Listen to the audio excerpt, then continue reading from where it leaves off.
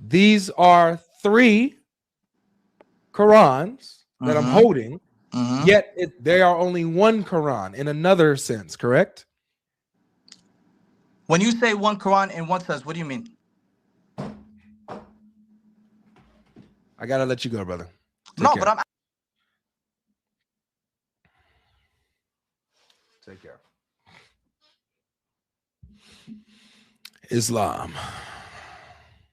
Sam, you're on stage. How you doing? Sam Mendez, going once. Yo. How you doing? Good. What's your religion? Christianity. I'm just confused in some parts, man. You believe in the Trinity? Yes, but it also confuses me too. Okay, so all right, what's confusing them, man? So when you're saying 3 and 1, like you just said, the Quran, like I kind of understand that analogy too with the previous caller, but is there like another like analogy you could give with like nature or something? There's no nature. There's no analogy that works. What's confusing about the Trinity for you? So when the Father is, so why doesn't the Father like worship like the Son, like how the Son worships the Father? He does. Yep. Hebrews 1. Hebrews 1. Can you read that for me, man? Yeah. All right. This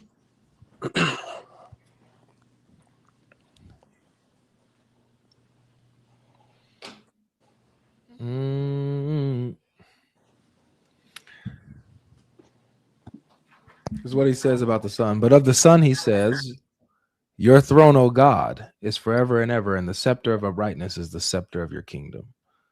You have loved righteousness and hated wickedness. Therefore, God, your God, has anointed you with oil of gladness beyond your companions. And you, Lord, laid the foundation of the earth in the beginning, and the heavens are the work of your hands. They will perish, but you remain. They will all wear out like a garment. Like a robe, you will roll them up. Like a garment, they will be changed, but you are the same, and your years will have no end. This is the Father speaking of the Son, calling him God, saying he's creator, lay the foundations, he's unchanging. All right, I'd never read that before, but is Jesus the one doing all the stuff in the Old Testament? A lot of the stuff, yeah. With the divine judgment and the Canaanites and all that. Or no, telling like the Exodus, the burning bush. Yes. So that's Jesus. Yep. Can I ask another question, man? Sure. This is kind of going off the Trinity, but like I'll try to ask IP this yesterday, but it was too late.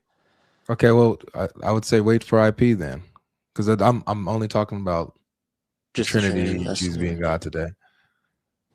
It's about John 8:58. Before Abraham, I was. Okay. I watched this Dawa guy talk to this Christian, and he's just saying, in the Greek, it's just ego eimi and I am, and anyone could just say I am. So he's just basically saying, Jesus is saying, before Abraham was God. Yeah, no, that's stupid. You mind explaining that? Or it says before Abraham was, I am, that he existed eternally before Abraham. Like how is that? How is that? Ego eimi does not mean God in the Greek. Theos is God. Theos. Huh. You mind if I like play the like video? It's like literally like 20 seconds. I know who you're talking about. You're talking about Muslim Lantern, right? One True Message Foundation. Oh, another one. Oh, well, they all use the same argument. It's a weak argument. So the argument goes like this.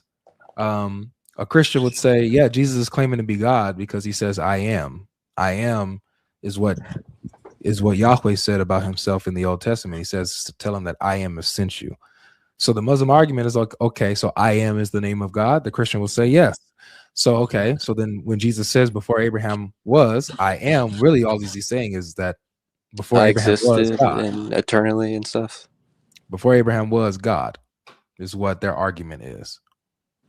Why Ego did I me is not the name of God. It's not. It means I am. And that's in the context. Jesus says, before Abraham was, I am. That means he has perpetually existed, eternally existed. Why didn't Jesus say before Abraham was, I am that I am? They didn't have to. He was talking about his pre-existence, because the question was, you're not even 50 years old yet. Yeah. And you've seen Abraham? And he answers them, before Abraham was, I am. I don't have 50 years old. I'm way older than you think. All right. Yeah, that makes sense. Mm-hmm. All right, man. Well, All right. guys, that's it, bro. God bless you, man. God keep bless studying, you. keep asking questions, and yeah, we'll be around. All right. All right, man. You have a good night. A good day, I mean. You All too, right. bro. Peace. Okay. Big Potato, how you doing? Hello. Can you hear me? Yes. What's your religion? I'm Muslim. You're a Muslim. Dang, I'm getting a lot of Muslims Yes. today. It's Jehovah's Witnesses and Okay. Unitarians hate the Bible, and Muslims coming up. All right. You've been with Jehovah's Witness for a while. You didn't do any Muslim lives. That's why. I know you miss me. Is that what it is? Yeah, bro. Yeah. Come I on, miss man. you You need to guys do too, more man. Muslim lives, man. Okay. All right. I got you. So, I got a question. Do you remember? First of all, can you hear me well? I think my earphones are I can hear kind of. you. I can hear Okay. you. So, in your debate with Muhammad Hijab, where Muhammad Hijab got completely baked, that was a good debate. But I think your arguments when it comes to the Trinity were, very poor when it comes to relative identity, the analogy that you gave, even though you won that debate. That is because, and I want to know your thoughts about this. That is because you are appealing to like relative identity in kind of a, I guess. So see, the thing is, like when it comes to RI, like, right? I say that it's like brute. It's very brute and like it has no justification. When it comes to like synchronic context, right? So what you were When it doing comes to is what? you were appealing when it comes to like synchronic context. Say that a little slower for me, man. When it comes to synchronic contexts, Synchronic context. yes, you are appealing to RI when it comes to diachronic contexts, okay? But you would not be able to do the same with synchronic contexts. And the difference is, But I don't know what those words mean, man. I'm not a big philosopher. Yeah.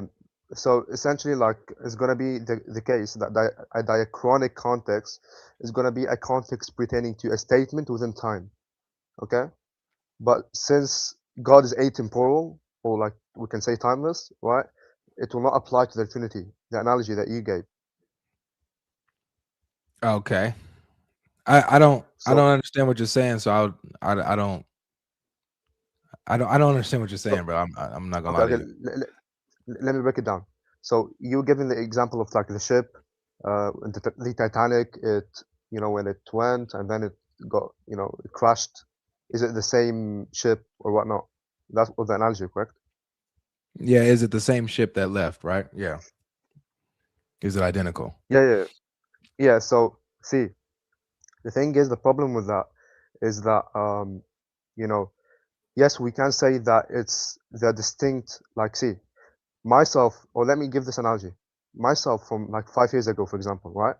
And myself now, okay, they're not the same person, okay? They're distinct beings, but they're still grounded in like distinct realities. So these persons like are grounded in distinct realities, like or existences, right? But there is no account of being that can Like there's no account of being that cannot account for these three persons without like collapsing into modalism if it's not absolute identity. So that's the problem with the whole analogy that you're given. I still don't understand. So you're saying that you 5 minutes ago is not identical to you now, or it is? No, it's not absolutely identical. Like I would be Right, well, not not absolutely, but it is relatively identical, right? yes, that is why exactly that's why I'm saying like relative identity. It works, and you can appeal to it when it Mm. comes to diachronic contexts where you have beings that are temporal, that are within time. But God is atemporal. It's a synchronic context, so you cannot appeal to Ri. And the general Yeah. problem I have with Ri is that you cannot account for an identity statement. Yeah. So why doesn't it work with God if the three persons are grounded in the same essence, they have the same nature, but yet they are distinct from each other? Why can't that work? Why can't relative identity because work with them? because God is atemporal, so there is no necessity for appealing to Ri. The more intelligible Appeal into what? because because when you appeal to Ri relative identity, you cannot account for an identity statement. There's going to be no objective like criteria that we Why can not? actually adhere to. Why not? How would you? Okay, if you're going to relativize everything and this is what happens when under relative identity, how can you Mm. account for an identity statement? When it comes to absolute identity, you have a fixed criteria, but that's not the case when it comes to Ri. That's why we say it's ad hoc. So you can't be, wouldn't the grounding be that they are identical in their essence? That's the grounding of their identity, like what they're identical in? Yes, they're the same in essence, but again, so see, them being one in essence is not like a sufficient criteria for to be one being. Why not? Like something being one in essence is not a sufficient criteria. Yeah, Because I'm not we understanding why not. because all we mean when we say essence, and you would agree with me with this, right? That an essence would just be like a set of essential properties, basically, right? So a set of essential properties being shared would just constitute that they are the same type of thing. Does not mean that it doesn't necessarily entail that Not the if the same thing being. not if the thing they are is indivisible. I'm sorry. Not if it's indivisible. That means that they're not. What do It's you mean? not a type or a what do you guys call it? Like the the essence of God is not divisible. It can't be split, or you can't have multiple things that are God, Um, right? okay, but I would say that this is, I'm not saying this, I'm not trying to be like, but they call it begging the question, okay? So the thing in question is whether the Trinity entails multiple gods. So we're trying to test that out. You would agree with me that the persons are discernible, correct? Yes. Okay, if the persons are discernible and the criteria that we have when it comes to identity, classical identity, would be counting by discernibility, correct? So sorry. Say it again. Counting by what? The criteria that we use in classical identity would be by discernibility. Okay. Okay, so the problem that we have with the Trinity is that it's going to be the case that the persons are discernible, and we count by discernibility when it comes to classical identity. Therefore, insofar as the personhood, we can say that there are three gods insofar as the personhood. No, because there wouldn't be three gods on their person. It'd just be three persons, not three gods. Yeah, You're counting something else.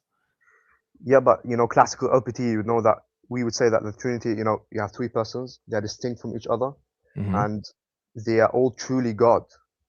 So individually, you would say, so when we say the Son is truly God by identity, and the Father is truly God by identity, correct? Yeah, but they're not discernible in their essence. You get what I'm saying? Yeah, I get what you're saying there. That makes sense, but you can't see the problem with that is like when we say an essence, it's an abstract thing. Okay. We can't say that they are, what do you say? They are discernible in their essence. You Yeah, they're can't, not discernible in their essence. yeah, you can't like you can't like because see, an essence is just abstract. So we speak about of the subjects. We don't count God by essence. We count God by personhood, by the subjects that possess that essence, because essence is just what makes God God, basically. Wait, so let's say, like, for example, the polytheists, right? You say that they have multiple gods, right? They're polytheists. They believe in multiple gods because they believe that there are multiple divisible divine beings, actual divine beings, right? Yeah, I don't believe Christians are necessarily polytheists, because many of the Trinitarian like modes, they just fall into modalism, basically.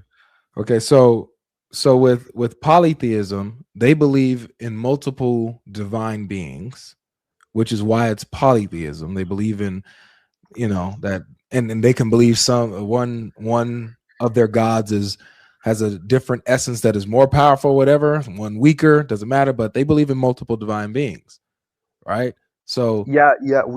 So the reason we say it's beings is because there's multiple persons. That's why. As insofar as my model of God. wait, being is equal to personhood? Actually, that's a very interesting point, and many people might feel very strange when I say this. But do you know who is the first person that actually implemented like a person being distinction? I have no idea. It's Lactantius, who's a Roman Christian author. Do you know who adopted this idea of a person being distinction? No idea. From the Egyptian pagans. So hypostases and ousia used to be synonymous, actually. Okay, but The colloquial use. how we're using it now? How we use it now, we understand that there's a distinction between personhood and being, like yourself, your state of Right. existence. Right. And okay, so when we Do say you hold we to that or generally, no? I use that language or that terminology because you guys use it, so I guess I'm fine with it. But I'm just Okay. saying, like, it's not an early thing. So would you say, like, like I've seen Libiano say this, that a rock is a person? Would you agree with that? If we're using if they're not, there's no distinction really, would you say that a rock is a person too? A rock is just a concrete existence. We can't say it's a person because when we use the like word person colloquially, we just mean that which possesses animality and rationality. Right, And so on and rationale, so forth. right. So a rock does have being though, right? So when we say being, we mean like it possesses in essence a set of properties, basically, that make it what it is. So Right. yes, a rock could be it's a being without personhood. It's a being. Yes. Okay, cool. Yeah, man. This was because I'm not a big Philo head, but I do. It is a little fun to me, like being challenged in that way and thinking about the stuff. So I thank you for challenging that. Yeah, But I appreciate you. yeah, By the way, I've spoken with you before, and I you got sound clipped. familiar. Yeah, I got clipped because we were You said speaking you about got the moon. clipped. Yeah, live clipped me. Oh. We were speaking about the moon. Do you remember? When I we were don't speaking about the Day of remember. Judgment. What And I was was we like, talking about? so basically, you were like, how can you say that the Day of Judgment is near when the splitting of the moon happened 1400 years ago? Do you remember Oh that? yeah, that conversation. Yeah, Yeah. I remember that. Okay. Can I tell you one piece of information regarding that? No, bro, that's not my topic today. Oh, right, that's fine. Yeah, okay. I don't want to waste your time, but thank you for the conversation. Yeah, thank you too, man. I appreciate you. Yeah, have a nice day, bro. I'm You looking too. forward to speak with you again. Yes, sir. You can come back anytime. Yeah, have a nice day. All right, peace. All right. Let's go with Eddie. Eddie, how you doing? Hey, how you doing, God? Pretty good. Wait. It's just call me Avery, please, because that's a Well, Avery. I meant to say GodLogic. My bad, Yeah. Avery. Yeah. My bad. There's only one. That's There's right. only one. There's no other. I know how a lot of New Yorkers, what they call that thing again, the God thing that they used to. We all got on. No. That's not where we at, bro. We're good. Praise We're good. God. What's your religion? I am a Christian. But I love hearing your debates and the different things that you're going through. But you hit me last time when you were on the show with Lecrae, and I was listening to it, and there was something that you mentioned concerning the Trinity, and I just wanted to see if you could probably help me see it and to see it because one of the main questions I wanted to ask believing in the Trinity, okay, is it a prerequisite for salvation, or is it an understanding of who God is? How do you perceive it?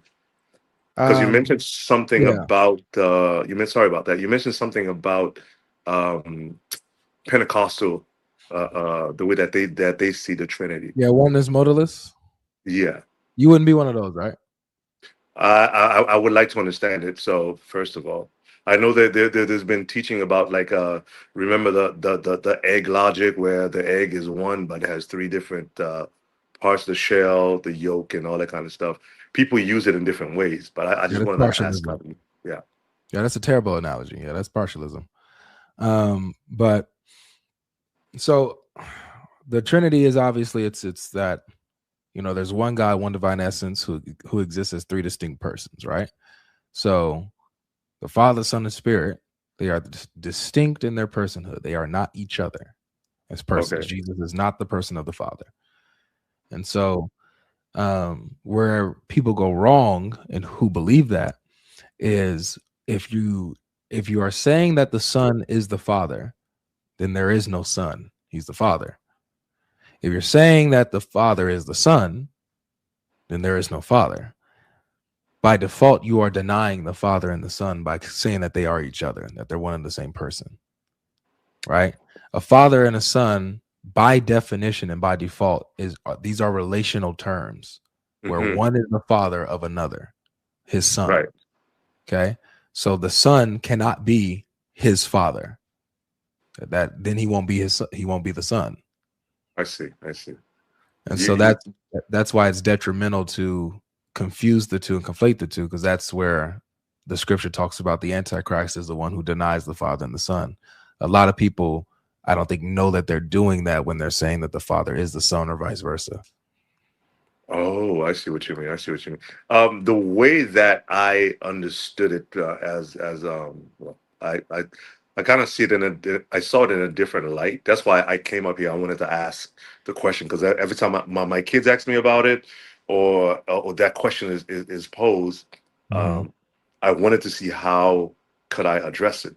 Yeah, So me personally, what I believed it was, it's as if the Father and the Son are one, but I was not thinking about the essence aspect. In my perspective, I was looking at it as if the Father, again, mind you, I'm not limiting God to what he can do. I know a sure. lot of people, when they think about the Trinity, they always like, they compare it to a humanistic aspect and saying, well, God, if he is this, then he can't be this, he can't do this, he can't do that. So if we Mhm. look at it it's almost as if me personally, as a human, I'm trying to separate my soul from my spirit and so forth, right? So in my carnal self. So how I used to see it was God, who is the supreme God, the Father, detach a portion of himself, okay, and which came in the likeness of man, and then did all these different things. But then, because he wanted us to understand, he wanted us to understand that he understood what we go through. So now, when Christ go back, he remains as that separate entity.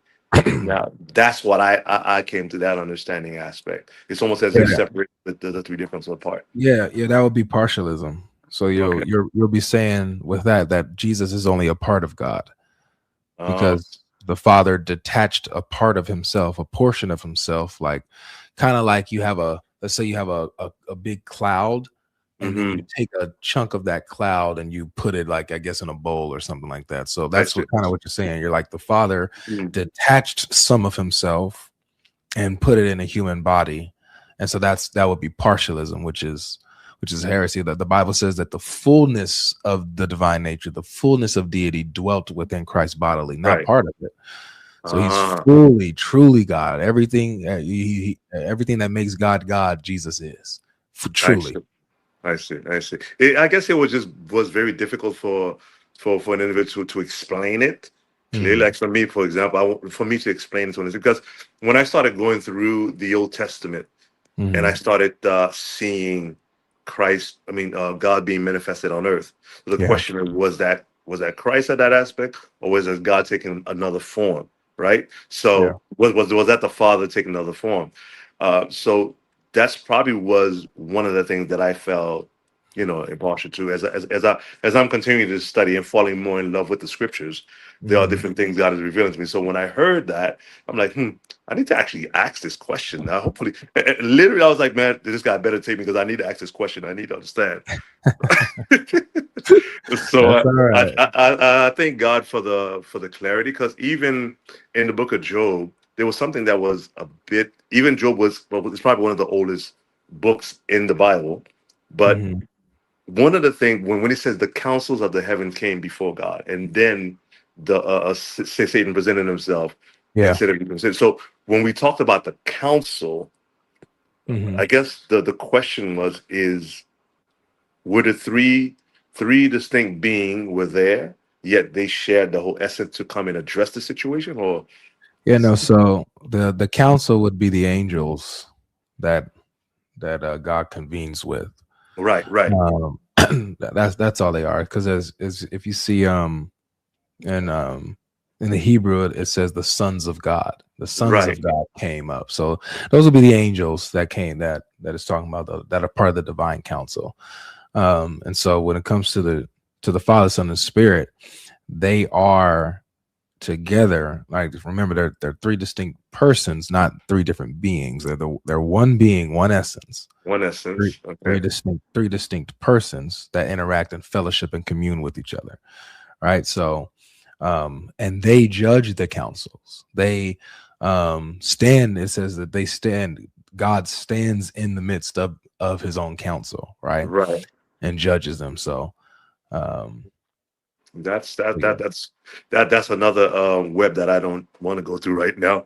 But I wanted to think, I'm not going to keep you because I know there are different people that have some in-depth question. But one thing I want to ask, if you don't mind, what are the three forms you mentioned? You mentioned about what is it? Modulism, modalism. Modalism, and what's the other ones?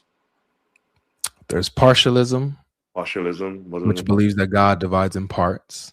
Okay. So modalism is this that God exists in different modes. So he is the mode of the Father, then he's the mode of the Son doing that role, then he takes on the mode of the Holy Spirit. It's like kind of changing roles. Changing roles in different aspects. Okay. Partialism, and then you have Unitarianism, which is the belief that only the Father is God. They deny the deity of Christ. Period. Oh, okay. No. That I've had that discussion with the Jehovah's Witness already. I cleared that up pretty nice. I did say he swept that under the rug pretty quickly. But again, like, as I mentioned, we all are growing, we all are learning. I just wanted really to those three. I want to be able to explain them clearly. I do have a YouTube channel that calls Still Waters, and I'm going through the Bible itself, through the Old Testament all the way on through for a year. So just keep asking questions, keep studying, bro. Yeah. If you keep watching these streams, because I go through the scriptures with these different worldviews and show them how the scripture is very clearly Trinitarian. You can't see this, read the scripture in any other lens, or else you run into mistakes. I appreciate your time, man. Thank you for taking me. God bless you, man. Yeah, take care, man. Take care. Bye-bye.